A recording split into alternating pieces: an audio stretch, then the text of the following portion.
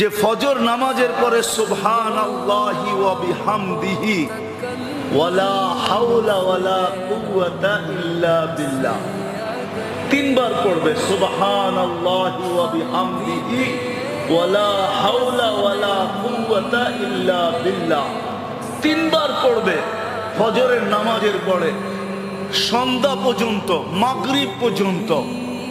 কোন ধরনের স্ট্রোক হবে না, সব ধরনের স্ট্রোক থেকে নিরাপদ।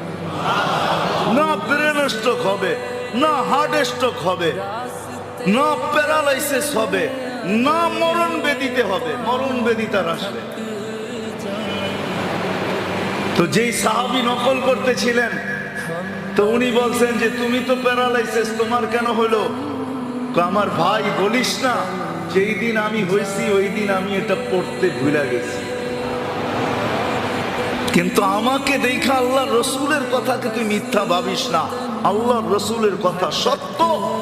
আমি পড়ি নাই, ওই দিন ভুলে গেছি, যার কারণে আমি এই বিপদে পড়ছি।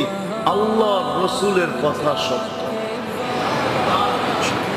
এরকম প্রত্যেক রোগের থেকে সুরক্ষিত থাকার জন্য আল্লাহ রসুল আমাদেরকে, এটার জন্য বিরাট একটা সময় চাই, বিরাট একটা বক্তৃতা চাই, প্রতিদিন লম্বা লম্বা একটা সময় চাই। তাহলে আপনাদেরকে দেখানো যায় যে আল্লাহর রসুল আমাদেরকে সুস্থ থাকার জন্য কি না দিয়ে গেছে।